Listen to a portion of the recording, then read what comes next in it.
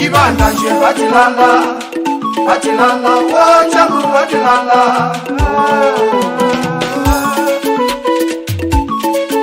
Ibandanje batilala, batilala, wachamu batilala.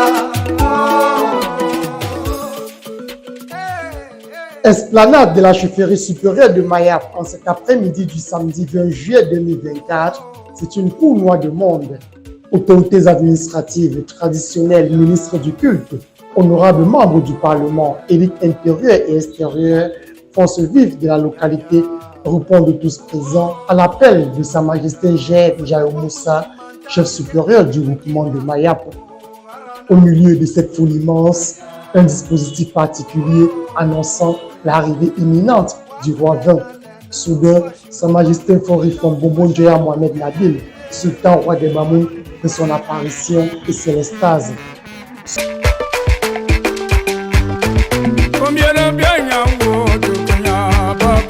Accueil triomphal par les populations porté par le chef supérieur du groupement de Mayap, accompagné d'un collège restreint de notabilité.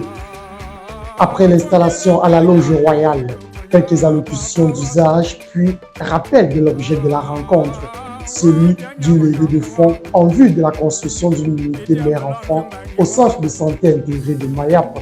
Un choix loin d'être anodin. La motivation est partie de quelque chose. Il y a des fois que je vais au centre de santé voir comment ça se passe.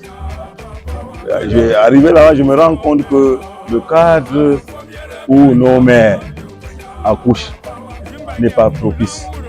Alors que nous disons toujours la femme est la mère de l'humanité.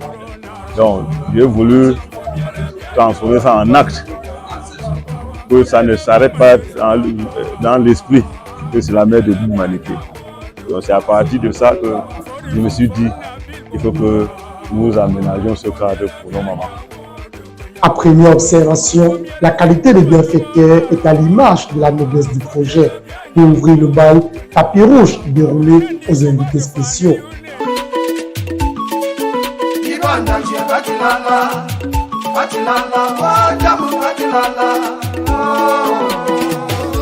Suivi des élites intérieures et extérieures, tout cela dans une ambiance bon enfant sous le regard attentif du monarque. L'association des ressortissants du monde qui porte fièrement le projet prêche également par l'exemple. Non, sans ambiance. Au bout de plus de 3 heures de collecte non-stop, malgré la présence séquentielle de dents pluie, le tableau affiche plus de 16 millions collectés sur place.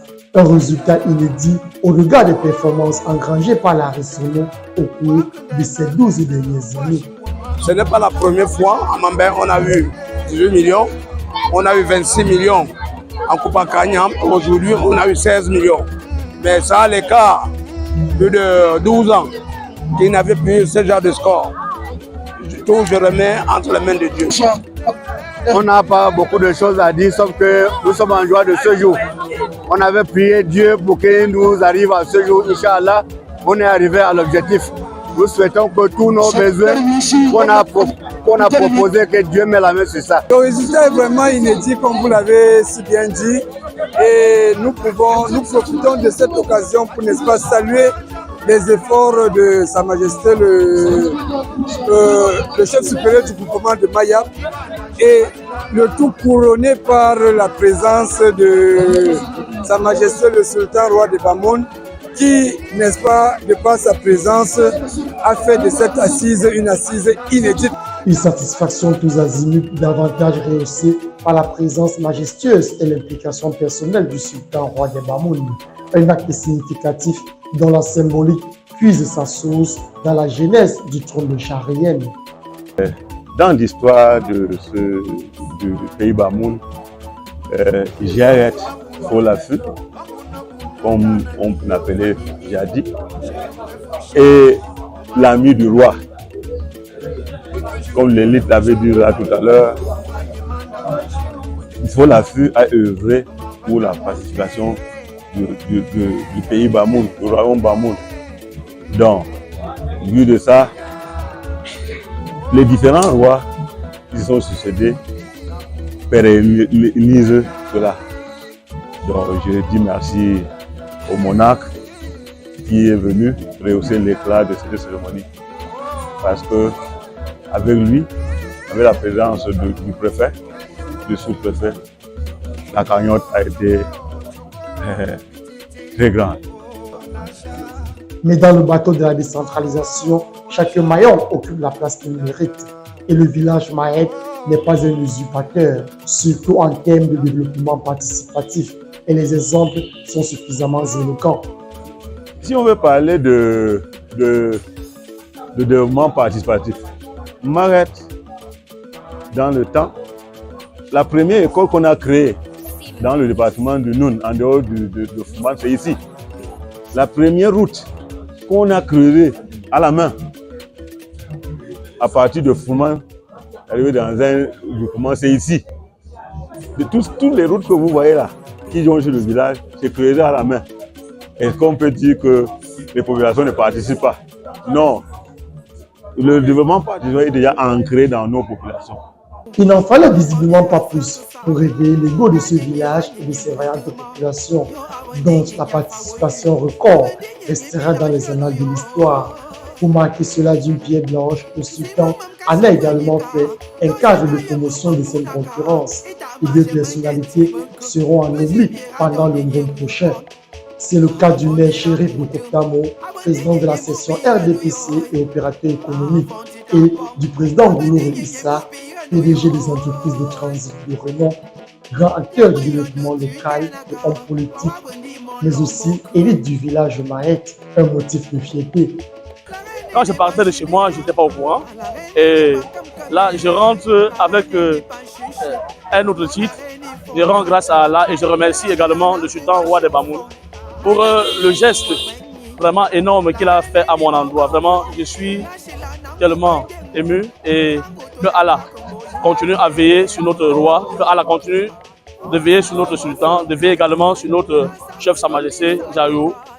J'ai comme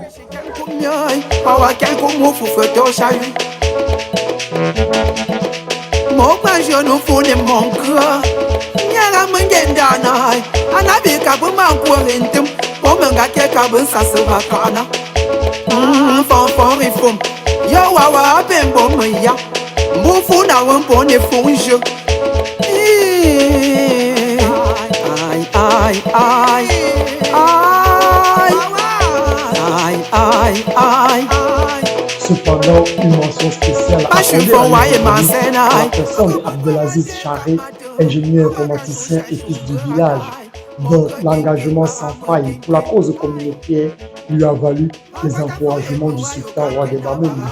Autant d'ingrédients qui, mis ensemble, ont fait de la Ressono un moteur du développement local après 34 ans d'existence. On ne doit pas tout compter sur l'État, on doit d'abord compter sur nous. Cependant, en 1997, on a créé le comité de développement pour se sauver nous-mêmes. D'abord, initier les main-d'œuvre locales en développement, en faisant le pont, en créant les structures que l'État a initiées. En attendant le rendez-vous d'octobre prochain par la sectorielle de la Ressono, Mahet et son chef vibrent déjà au rythme de la construction très imminente d'une unité mère-enfant.